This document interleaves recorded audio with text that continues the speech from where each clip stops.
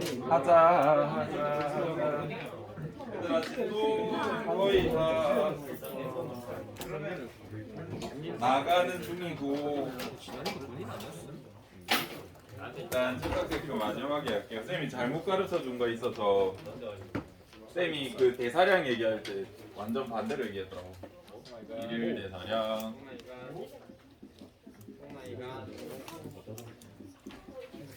쌤이 올해 교과서를 제대로 안 읽어봤는데 올해 교과서에 개정됐더라고. 미안하다. 완전 잘못 가르쳤어. 이 부분 정정할게요. 여러분 죄송합니다. 우리 1일 대사량에 2초 대사량이라고 하는 생명을 유지하거나 하는데 필요한 가장 기본적인 에너지 들어가는 거 여기까지 맞고요. 그 다음에 활동 대사량 들어가는 것도 맞다. 근데 선생님이 이제 강조하면서 기타 대사량 우리 생장하는데 이런 건 측정이 어렵기 때문에 포함하지 않는다 그랬는데 포함하는 걸로 개정을 했대. 그래서 기타 대사량 들어간다. 미안합니다. 이거 다른 수업 시간에도 계속 언급을 할게요. 혹시나 저번 시간만 듣고 결석한 친구도 있고 하기 때문에 계속 쌤이 왜 언급하지 이렇게 생각하지 마시고 1일 대상에 얘 다 포함된다로 개정이 됐대요. 그 교과서 읽어보니까 정확하게 나와 있더라고요. 뒤에 보면 이제 소화 흡수라는 단어까지 넣으셨더라고요. 옛날에 없던 그 개정 판본이 옛날 걸로 돼 있는데 그 글자만 조금 부분 수정을 하셨나봐. 근데 어떤 친구는 여러분 교과서마다 지금 나온 날짜가 다르거든요. 어떤 친구 옛날 거 받은 친구는 옛날 걸로 돼 있을 수도 있다. 한 3년 전 거 혹시 여러분 손에 있으면 다를 수도 있다. 어쨌든 기초 대사량, 활동 대사량, 기타 대사량, 우리 소화 흡수 생장 요것도 1일 대사량에 넣자라고 바뀌었다고 합니다. 그래서 쌤이 잘못 가르쳐 줬으니까 이렇게 기억해 주세요. 혹시나 이거 포함 안 한다 하면 틀린 거다. 알겠죠? 1일 대사량 얘기했고 그 다음에 우리 진도 자체는 거의 다 나갔는데 선생님이 빠뜨린 거랑 그 다음에 시간 나면 하자고 한 걸 할 수 있게 됐어요. 계산해 보니까 시간 조금 남더라고. 그리고 여러분이 맨날 시작으로 하는데 쉬면 무슨 일이 생기냐면 시험 전날 너희 진도 나가야 돼. 그래서 시험 전날에는 너 근데 왜 4명이나 그렇게 다닥다닥 붙어있냐. 그럼 거리를 두는 건 어떤지. 뭐 너희가 편하면 그렇게 있어. 그러면 모기를 잡자. 그래서 이거 체크하시고 이제 그 다음 뭘 할 거냐면 배설에 대해서 콩팥에 대해서 조금 해야 돼. 콩팥에서 선생님이 심화적인 내용 다룰 거다 했다가 그림만 보여주고 안 했었잖아요. 오늘 할 수 있을 것 같고 그 다음에 혈액 순환 관련해서도 한 가지 정도 추가로 할 게 있고 그 다음에 이번 시간에 못 할 것 같은데 조금 시간이 애매해서 안 할 거거든요. 물질 대사에서 선생님이 화성 갈 거야 해놓고 화성 안 갔었어. 나 그거 안 한지 아예 몰랐거든요. 그래서 화성 가는 얘기를 조금 해야 됩니다. 그건 진짜 중요하기 때문에. 그래서 그거를 다음 시간에 화성 얘기는 일단 콩팥이라고 배웠죠. 얘 영어 단어 이름 뭐였어? 기억나 혹시? 그래 너희가 이걸로 언젠가 맞힐 수도 있잖아. 시험 문제 이거 하나 알면 좋지 뭐. 콩팥에 또 다른 배설하는 장이다 해서 이름이 신장 이라는 표현도 있다 그랬죠. 그래서 콩팥과 신장은 같고 콩 모양의 팥 색깔을 띈다라고 해서 신장이라 그랬고 우리 콩팥에는 수많은 혈관들이 지나가. 뭐 여기서도 올 수 있고 여기서도 올 수 있고 많은 혈관들이 지나가고 이 혈관들이 여기서 걸러져서 가는데 여기에 보면 이렇게 이지창 모양으로 이렇게 수많은 어떤 모양들이 이렇게 있어.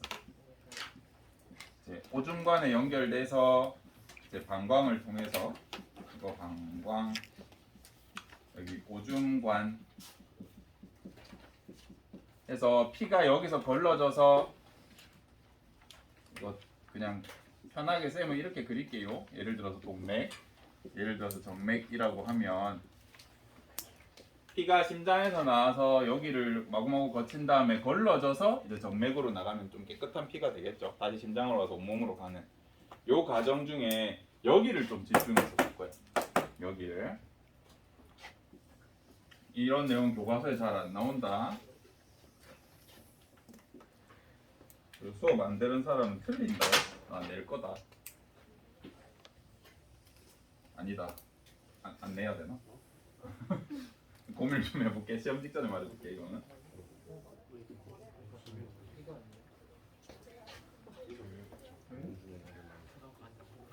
우리 프린트에 혹시 이런 그림 있니? 네. 제일 아래 있는 거 아니에요? 다른 건가?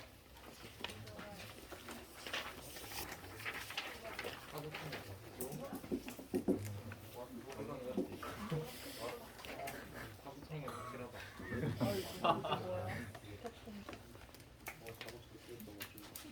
뭐 이런 그림이 있니? 그거야. 이런 그림이 있는데 이제 선생님 여기 이지창처럼 이렇게 포크의 가운데 날린 것처럼 이런 그림으로 돼 있는데 이제 이렇게 배치가 보통 돼 있습니다. 이렇게 또로록 돌면서 얘를 뭐라고 하냐면 왜 다 색깔이 이러냐? 사구체라고 해. 구체, 동그란 이제 원형이 구체라는 뜻이고 사는 모세혈관 할 때 그런 뜻이 있어. 어쨌든 이렇게 마구마구 엮여서 약간 얘가 모세혈관이 공처럼 뭉텅이처럼 섞여 있는 거죠. 혈관이라고.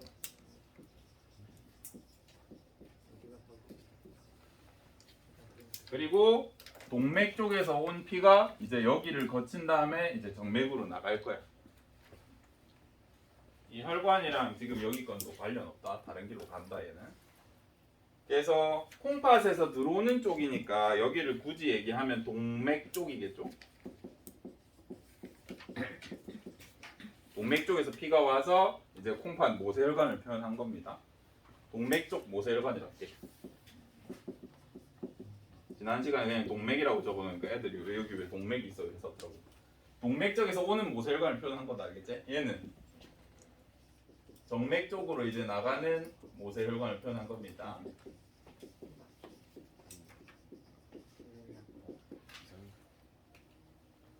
우리 온몸을 돌다가 온 혈액에는 이제 뭐 노폐물이 있을 것이고, 그지? 그 다음 또 뭐가 있을까? 영양소도 있을 것이고, 혈구도 있고, 혈장도 있을 것입니다. 그래서 온몸을 돌고 온 이 혈액형이란다. 혈액에는 혈구, 혈장, 영양소, 노폐물 같은 게 있을 거야. 여기서 뭐만 주로 걸러내야 돼? 노폐물만 걸러내야 돼. 우리의 목표는 그거야. 예를 들어서 열심히 우리가 운동하고 획득해가지고 소화까지 시킨 포도당, 아미노산을 갖다 버려. 그럴 거면 왜 먹냐? 너무 아깝잖아. 그지? 그런 애들은 나중에 다 가져올 거야.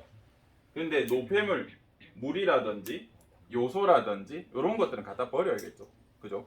그 과정을 볼 겁니다. 혈관이 여기 마구마구 뭉쳐있고 이 혈관은 구멍이 좀 뚫려 있어. 우리가 그림을 보면 좀 이해가 되는데 어쨌든 혈구는 안 나와. 주로 뭐가 이렇게 빠져나오냐면 여기서 혈장이 빠져나와. 이 혈장이 빠져나오는 이 과정을 여과라고 하거든요. 혹시 여과라는 단어 들어봤어요? 여과지 이런 거 표현 들어봤지? 걸러낸다는 뜻이거든요. 그래서 처음에 이제 신장으로 들어온 혈액이 이 사구체 주변 이렇게 공처럼 묶여 있는 이 모세혈관 주변에서 여과라는 게 일어나. 빠져나와. 혈구는 안 빠져나온다. 만약에 여기서 혈구가 빠져나오면 무슨 일이 생긴 거야?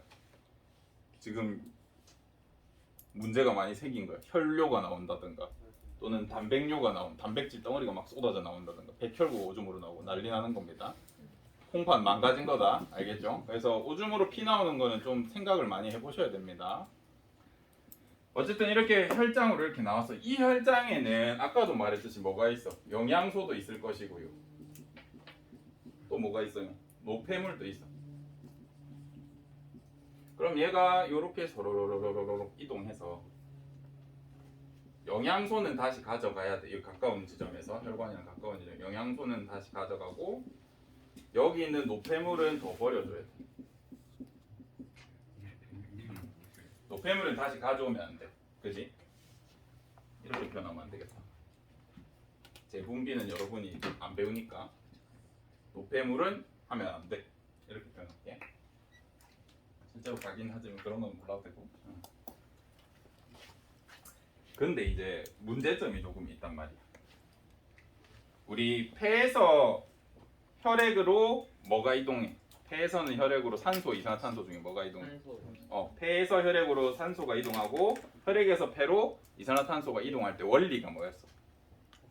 확산이었잖아. 그제? 그때 확산을 강조했었단 말이에요. 혈액이랑 조직세포, 혈액이랑 폐포에서 이제 기체가 움직이는 걸 우리가 확산이라고 표현하고 이걸 강조했던 이유가 뭐냐면 몸에 확산 말고 다른 이동하는 방법이 있다라고 해서 그래서 강조했는데 거기가 여기야. 보자. 예를 들어서 여기 영양소 중에 선생님이 뭘 생각하면 좋겠노? 포도당이라고 하자. 우리 포도당이 내 몸에서 정상 혈당이라고 하면 한 1% 정도 된다 그랬죠? 그죠? 그러면 내 혈액에서 1% 농도야. 그럼 혈장에서 몇 퍼센트 농도일까? 라고 하면 똑같이 1%가 돼. 혈구는 농도를 안 치기 때문에 어떤 느낌이랑 비슷하냐면 풍선에 5%짜리 소금물이 들어있어. 내가 이 구멍 낸 다음에 물이 쏟아져. 이거 온도 측정하면 몇 퍼센트야? 5% 아니겠나? 맞지? 이거는 똑같아. 그래서 포도당이 여기 1% 있으면 여기에도 1% 있겠죠? 이 말 이해돼요? 구멍 뚫린 대로 나오니까. 요것도 보통 잘 이해 못한다. 이거 똑똑하네. 얘가 쭈르륵 와가지고 여기 포도당이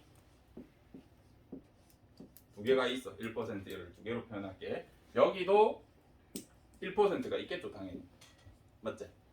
근데 내가 여기서 한 개만 가져가도 어떻게 돼? 여긴 세 개 되고 여기 하나 되잖아. 그러면 농도가 어떻게 돼? 어디가 고농도야? 얘가 고농도 아이가? 맞아요. 맞지? 얘가 저농도가 되지. 그러면 한 개 버려야 되잖아. 너무 아까워. 그리고 얘는 확산으로는 일어날 수가 없어. 저에서 고로 포도당이 이동한다? 확산 아니잖아. 네. 맞지? 이때는 우리가 뭐 하냐면 여기서 ATP를 갖다 때려 박아. 화학적인 애들 갖다 때려 박아서 포도당을 싹 다 가져.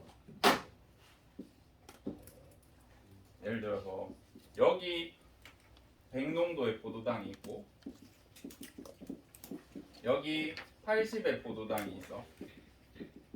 예, 다른 혈관에. 그러면 확산으로 이동하면 여기서 여기로 포도당 몇 이동해야 돼? 10. 20이라 하면 안 된다. 10 이동해야 된다. 10 이동하면 90, 90 똑같이 맞춰지잖아요. 여기까지는 자연스러워. 이건 자연스러운 현상이다. 근데 우리 여기 같은 경우에 똑같이 1%, 1%고 하나라도 가져가면 여기가 고농도 되잖아. 그지? 그때부터는 여기가 저농도야. 그래서 저에서 고로 영양소를 땡겨가야 돼. 그래서 공짜로는 못하고 에너지를 들여가지고 이렇게 옮겨요. 여기서 이런 일이 일어난다. 그리고 우리 소화를 한 다음에 소장에서 뭐가 일어났어? 소화하고 나서 어떻게 했어? 흡수가 일어났지. 소장에서는 흡수라고 하는데 여기도 뭔가 빨아들이는 거잖아. 혈관으로.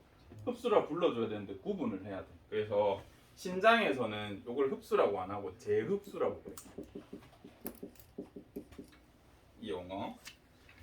신장에서는 재흡수라는 게 일어난다. 이미 우리 흡수한 거를 걸러내는 과정에서 따로 또 흡수하기 때문에 구분하기 위해서 재흡수라는 표현을 써.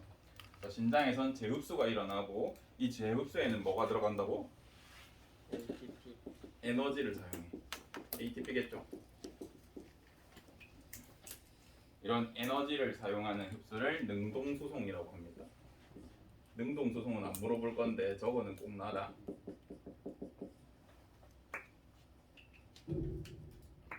능동수송이라는 이름이 왜 붙었는지는 알려줄게요.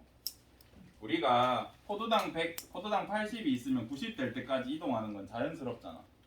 근데 얘를 우리가 관찰하면 포도당 80, 100이 돼도 계속 포도당이 이동해. 70, 110이 돼도 포도당이 이동해. 60, 120이 돼도 계속 포도당이 이런 식으로 이동해. 그러면 우리가 이걸 어떻게 바라보게 되냐면 얘가 저절로 일어나는 게 아니라 마치 세포들이 포도당을 잡아 당기는 것처럼 보여. 물질이 지가 알아서 모이려고 하는 것처럼 보여. 그래서 능동적으로 움직이는 걸로 보여. 물질들이. 그래서 이름이 능동수송이다. 그럼 선생님 확산은 뭐예요? 확산은 그냥 물질이 많은 데서 적은 쪽으로 그냥 이동하는 자연스러운 현상이라서 누가 의지를 가지고 움직이는 것처럼 안 보여. 그래서 얘는 수동수송이라고 불러요. 그래서 우리 처음으로 이제 배웠다 능동수송이라는 개념 적어놓고 묻진 않을 건데 능동수송이라는 게 있구나. 누구 입장에서? 물질이랑 세포 입장에서 지가 알아서 이동하는 것처럼 보여. 지네끼리 모이려고. 그래서 살아있는 것처럼 보이거든요. 그래서 이름을 능동이라고 붙인 거예요. 세포가 지 알아서 움직이는 것처럼 보여서. 또는 물질이 지 알아서 움직이는 것처럼 보여서. 그래서 능동수송이 뭐예요? 에너지를 사용해서 저농도에서 고농도로 이동하는 현상입니다. 라고 설명해주면 제일 정확하고 이게 어디서 일어나는데 우리 몸에서는 신장이라고 답해주면 제일 정확해요. 그래서 이 재흡수가 일어날 때는 포도당이 100% 재흡수돼. 이렇게 얘기하잖아요. 그럼 선생님 여기 농도가 100%가 되는 거예요? 라고 물어본단 말이야. 오, 여기 있는 걸 100% 땡겨온다는 얘기입니다. 알겠죠? 또 포도당도 100% 재흡수해야 되고 뭐도 100% 재흡수해야 돼. 단백질. 아미노산도 100% 재흡수됩니다. 그러면 내 몸에 필요한 거 다 땡겨왔으니까 요소는 자연스럽게 갖다 줘 버리면 되겠죠. 요소는 여기로 버려집니다. 선생님 지방은요? 지질은 통과 못해. 통과 잘 못해. 여고에서 통과를 못하는 거예요. 아, 여가 단계에서 통과를 잘 못합니다. 통과할 수도 있는데 잘 못합니다. 그 정도로 기름이 끼면은 오줌이 안 나올게요 잘. 그 정도는 이제 고지혈증이라고 해서 기름이 쌓여가지고 튀어나오는 수준이거든요. 잘 안 나와. 그래서 지질은 잘 못 튀어나온다라고 생각해 주시면 되고, 왜냐하면 지질은 단백질로 코팅한다 그랬잖아. 단백질 그대로 못 나오거든요. 적혈구 못 나옵니다. 큰 단백질 덩어리 이런 거 못 나오거든요. 그래서 우리가 오줌 쌌는데 변기를 봤어. 오줌 싸고 한 1, 2분이 지났는데도 거품으로 가득하고 이게 잘 안 없어져. 그러면 지질뇨, 단백뇨일 가능성이 있으니까 병원에 가야 돼.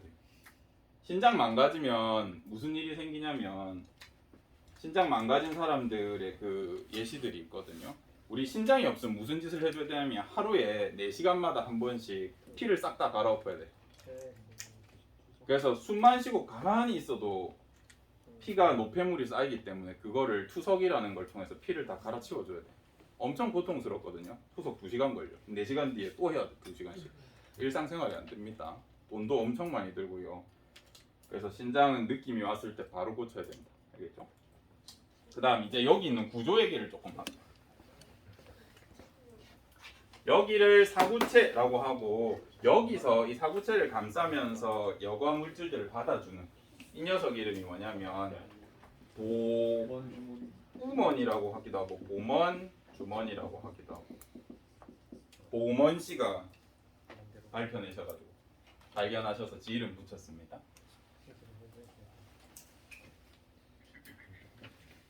그 다음에 여기에서 이어지는 이 관이 얇은 모세관 할 때 그 세자다. 요 관이 오줌 요자. 그래서 얇은 오줌관.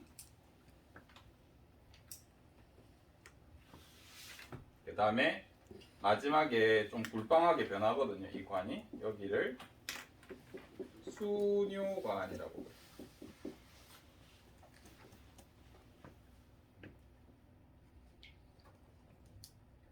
아, 틀렸다. 신뇨관이라고 합니다. 미안합니다. 신뇨관이라고 해요. 그 다음에 여기 지금 쌤은 여기 하나만 그렸지만 여기에 수많은 보먼 주머니들이 붙어 있겠죠. 이 관에, 이 굵은 관에 얘를 모아준다. 받을 숫자 써가지고 수뇨관이라고 해요. 그 다음에 얘가 쫙 연결돼서 방광으로 가. 여기서 오줌이 모여서 이제 요도를 통해서 몸 밖으로 버려야 되겠죠.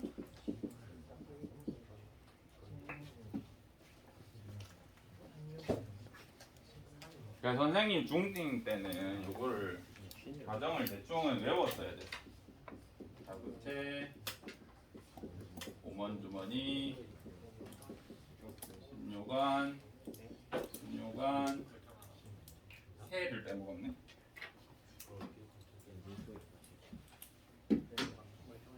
새,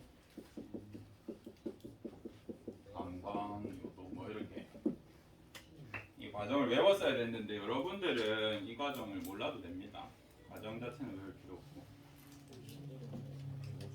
그 뭐지?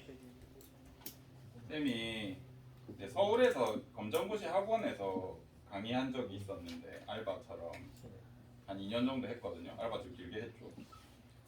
이제 이런 계통에서 가르칠 내용이 있었어. 근데 이제 예시를 뭘 들려고 했는데 우리는 이제 이 지방 쪽에 살면은 과일 자동차라는 게 오잖아요.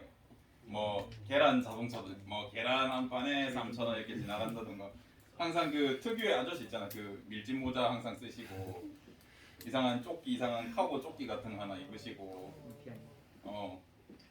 그다음에 뭐 하여튼 수박 아저씨 얘기를 하려고 얘기를 했다. 여러분 그 과일 장사하는 자동차가 오잖아요라고 했는데 이제 그때 서울이었으니까 그게 뭐예요? 그래서 나 그때 처음 알았어. 서울에는 과일 자동차가 없다는 사실. 옆에 큰 마트 있고 지하철에 막 대형 마트가 연결돼 있어서 그런지 차로 안 다닌다더라고. 또 서울에서 또 지방이 있어 또 주변에 거기는 애들은 알아들었는데 서울 수도권 쪽의 애들은 과일 자동차가 뭐냐? 나 약간 충격받았거든. 그래서 이제 이 설명을 못했는데 여러분은 이제 과일 자동차 알잖아요, 그죠? 과일 자동차, 과일 아저씨 이렇게 있다고. 근데 수박 자동차인데 수박 파는 아저씨들 이렇게 막 잘라서 맛을 보여주잖아. 쌤이 이렇게 지나가고 있었는데 수박이 싸더라고. 근데 이제 수박을 사고 싶은데 보통은 이렇게 반통 정도 이렇게 막 잘라가지고 이렇게 맛을 보여주게 이렇게 맛보기 수박이 있잖아요. 그래서 이제 쌤이 진상을 부렸어. 아니 저 한 개만 맛보면 안 돼요. 그냥 절대 안 된대. 그래서 그러면 안 살 건데요 하니까 지금 맛있대 보장한대. 먹여주면 내 바로 살게요 했단 말이야. 그래서 안 파신다 하다가 이제 그러면은 이거 막 이렇게 만지작 거리다가 쌤이 얘 쌓아놨는데 탁 건드렸단 말이야. 이 쏟아졌어. 와 이렇게 몇 개 깨졌단 말이야. 이거 물려줘야 돼 안 물려줘야 돼? 물려줘야 되잖아. 그래서 이제 아저씨 말이라도 이제 믿어보려고 떨어진 거 깨진 거 맛을 봤다. 시더라고. 샀으면 망할 뻔했어. 뭐 이미 돈은 날렸지만. 근데 내가 깼으니까 일단 사고 봐야겠지. 신수박을 사고 봐야 돼. 그래서 외우는 거 가르쳐 줄게. 사구채, 사구보세, 신수박 이렇게 외우면 된다. 알겠지? 어저께도 경론때 사구보세, 신수박 요 경로고. 근데 여러분은 이렇게는 아마 대학 가서도 안 배울 거고 여기 보면 선생님이 얇은 요관 이제 연결되는 새로운 요관 받아주는 이렇게 요관이라 했잖아. 이걸 세 개를 합쳐서 요관을 한글로 바꿔서 요즘 그냥 오중관이라고 통칭하더라고. 사구체랑 보문주머니는 알아야 된다. 사구체랑 보문주머니는 알아야 되고 요 과정을 귀찮으니까 오중관이라고 해주면 돼. 그 다음 방광, 공박 이 정도는 과정을 조금 기억해 주시면 도움이 될 것 같아요.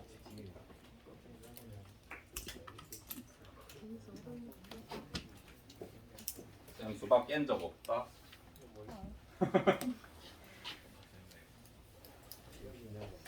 그래서 오줌의 이동 경로 외우면 대학교 이쪽 계통으로 갈 친구들, 의대 간호 쪽 갈 친구들은 도움이 되거든요.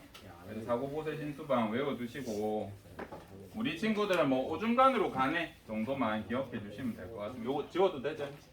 네. 지운다.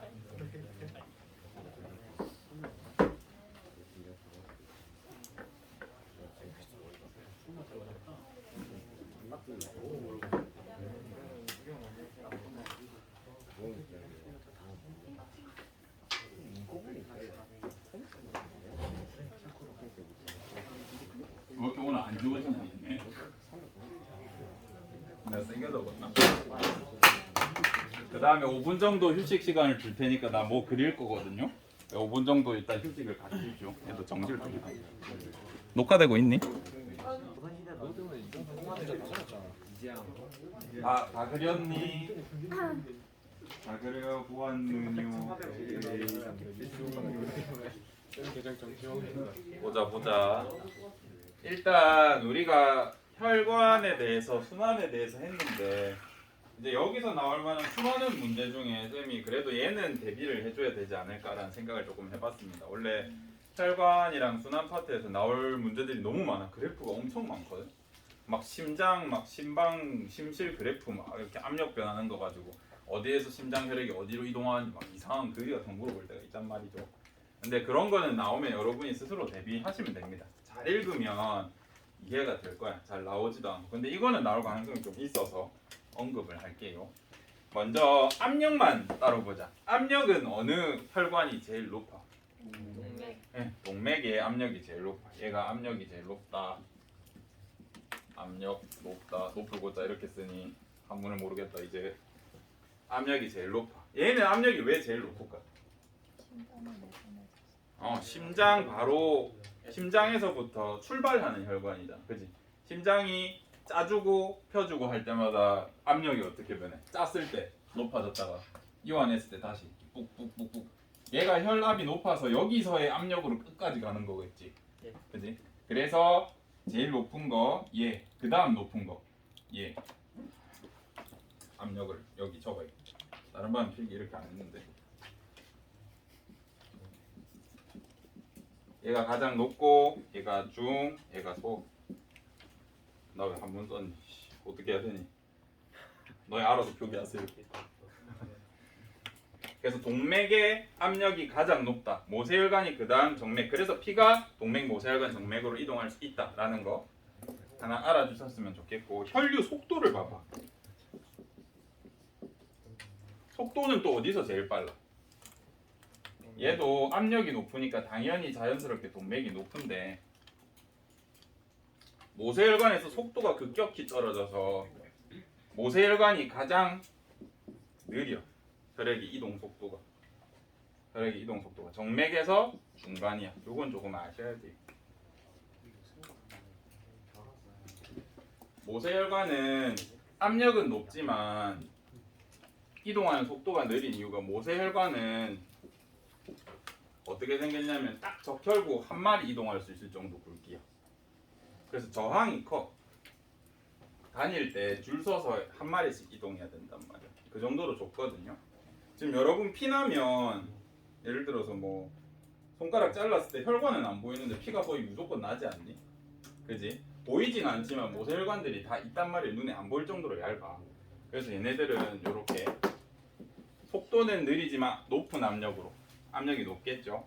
이렇게 이동해. 그래서 속도를 물어보면 모세혈관이 가장 낮다라는 거 기억해 주셔야 됩니다. 정맥이 제일 느린 거 아니다. 세 번째 단면적은 누가 킹이야?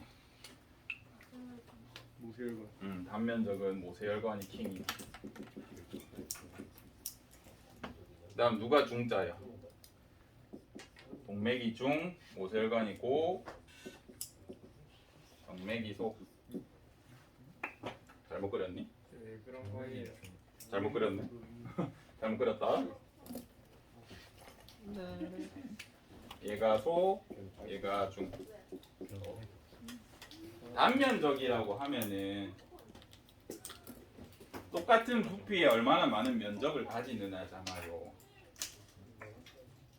우리 혈관을 일자로 쭉 연결하면 이제 성인 남성 60kg짜리 남성 기준으로 했을 때 혈관의 길이가 지구 2바퀴 반 정도 된대. 길이가 엄청 길죠. 모세혈관을 하나하나 일자로 쫙 늘어뜨리면 여기 들어보여요. 지구 2바퀴 반. 지금 2바퀴 반이요. 지구 반지름 6,400이니까 계산해봐라. 와우. 12,800파이에 곱하기 2.5 하면 되겠네. 그 정도 길이 나오거든요. 그 정도 되니까 굉장히 길어. 동맥은 심장에서 나온 지 얼마 안 돼서 길이가 우리 몸 거 다 꺼내서 보면 동맥들은 다 연결하면 한 10m. 정맥은 좀 길어. 정맥들은 1km 정도 돼. 이런 거 다 연결하면 몇 킬로미터 정도 되고, 이 모세혈관들은 싹 다 연결하면 엄청나게 길어. 그래서 온몸에 세포 하나하나에 다 영양분을 전송해 줘야 되기 때문에 얘는 굉장히 단면적이 넓다. 그래서 이런 거 좀 기억해 주셨으면 좋겠고. 쌤 근데 어떻게 알아요? 어떻게 하냐고? 세부에서 해봤어요. 아니, 추적해 보면 되지. 우리 혈관 사진은 찍을 수 있어. 혈관은 추적이 가능하거든요. 어떻게 추적하냐면 이 특수 형광물질 같은 걸 넣어주면 혈관 세포에만 붙을 수 있는 형광물질을 이렇게 마셔. 그럼 우리 온몸에 혈관이 형광빛으로 빛이 나거든요. 그 빛의 세계 가지고 굵기랑 길이를 측정할 수 있어. 이해돼? 그렇게 측정할 수 있어. 그 계산해 보면 정확한 값은 아닌데 대략적으로 그 정도 길이가 나와요. 엄청 길어요. 그래서 여러분이 이거 그래프를 보면 당연하다 생각하는데 문제로 냈을 때 착각할 만한 부분이 있지 않나? 단면적은 얘가 많을 것 같긴 한데 예를 들어서 뭐 동맥이 제일 작은 거는 좀 낯설다든지 이런 부분 잘 체크하셔가지고 이 그래프 한 개는 좀 기억을 해주셔서 안 틀렸으면 좋겠어요. 이제 시험에서 물어보는 건 제일 높은 것들 물어볼 거예요. 속도 예각킹, 단면적 킹. 그래서 제일 긴 거, 제일 큰 것들은 조금 기억을 해주십시오. 이 혈압 관련해서도 얘기할 게 참 많은데 하면 안 되겠지. 그 다음에 정맥 같은 경우에는 압력이 어때요? 제일 낮아. 제일 낮아. 예를 들어서 이제 이 얘기는 했을 건데 사람이 여기 있으면 우리 몸에서 제일 심장에서 먼 데가 어디야? 여기란 말이에요. 심장의 압력이 이제 정맥으로 돼서 돌아올 때 여기는 압력이 너무 낮아. 이 중력을 거슬러서 여기까지 올라올 힘이 없어. 그래서 정맥은 만약에 어떤 장치가 없으면 피가 못 올라오고 100% 역류해. 압력 때문에 피가 올라올 수 없다 심장까지. 그래서 여러분들 가만히 서가지고 부동자세로 가만히 이렇게 있으면 기절할 가능성이 있단 말이에요. 피가 안 올라와서. 그래서 이제 군대 가시던지 부동자세를 취할 일이 있을 겁니다. 근데 선생님 어릴 때는 학교에 학교 전체 회의가 있었어. 그래서 운동장에 전 인원이 집합해가지고 이제 선생님들이 가만히 있어 하면서 부동자세로 이렇게 막 3시 막 열중서 차례 이렇게 하면서 이렇게 일주일에 3번씩 했었어. 왜 했는지 잘 모르겠다. 또 선생님 움직이면 뭐라 그러니까 두드려 맞으니까 가만히 있어서 그럼 너무 가만히 있다 보면 애들이 기절해. 그럼 쌤이 보통 지금 쌤들 기절 어떡하노 하면서 이렇게 할 것 같은데 그땐 기절이 너무 흔했단 말이에요. 이게 못 움직이게 하니까 기절할 것 같으면 앉아 이러거든. 앉아 탁 이렇게 하고 픽 쓰러져. 그러면 이제 다리 주물러주고 앉아 기절한다. 진짜 잔인한 나라였네. 그 이유가 우리 심장의 혈압으로는 얘를 역류해서 거꾸로 올릴 정도 압력까지는 안 나와. 그래서 그럼 선생님 피가 역류하면 안 되는 거 아니에요? 그래서 우리 정맥에는 뭐가 있냐면 판막이 있어. 그리고 얘 압력으로 못 올리니까 누가 도와줘? 다리 근육 같은 게 주변에서 우리가 움직일 때마다 얘를 눌러주면 쭉 짜져서 들어가. 그 다음 역류하려고 그러면 판막이 탁 막아줘. 이런 식으로 피가 한 방향으로만 흐를 수 있게 도와줍니다. 그래서 부동자세일 때 기절 안 하는 방법, 다리에 똥꼬에 힘줬다 풀었다 이렇게 계속 하는 거. 알겠죠? 남학생들은 하게 될 것이다. 차라리 기절을 해버려. 방금 훈련 열에 잠깐 시켜줘. 요즘엔 시켜준다더라. 뺨 맞고 이제 피 없는 상태로 창백하게 이렇게 안 시킨다더라고. 인공문제 때문에. 그래서 우리 판막이 있는 혈관이 어디 있냐면 잘 봐야 된다. 이거 다른 반에서 안 했는데 알려줘야 된다. 까먹어가지고. 정맥에 판막 있다. 모세혈관 판막 있을 거 없을까? 없다. 동맥에 판막 있을 거 없을까? 있다. 왜 그러냐면 심장이 있을 때 심장이 꽉 눌러줬다가 펴질 때 피가 거꾸로 솟을 수 있거든요. 그래서 동맥 입구 쪽에 판막이 하나 있어. 동맥에도 판막이 있다. 심장이 이완할 때 압력이 급격히 떨어지거든요. 이때 피가 역류할 수 있어서 동맥에도 판막이 있다. 이렇게 하면 여러분이 순환계에서 구조 가지고 이제 틀릴 건 또 없을 것 같아요. 요거를 기억을 해주시면 어디가 뭐가 제일 높은지, 단면적은 어디가 높고 압력은 어디가 높고 속도는 어디가 제일 빠른지 이런 거 생각해 주시고, 이런 거는 대부분 생각할 수 있으니까 단면적이 모세혈관이 제일 높구나 이런 거 생각해 주시고, 판막이 있는 거 없는 거 이런 것까지 생각해 주시면 여기서는 틀릴 게 많이 없을 겁니다. 이렇게 하면 기타 등등 좀 걱정됐던 부분들 챙겨드렸고, 다음 시간에 화성 가는 얘기. 화성 맞을 거야. 달에 갔나? 정확히 모르겠지만 끝.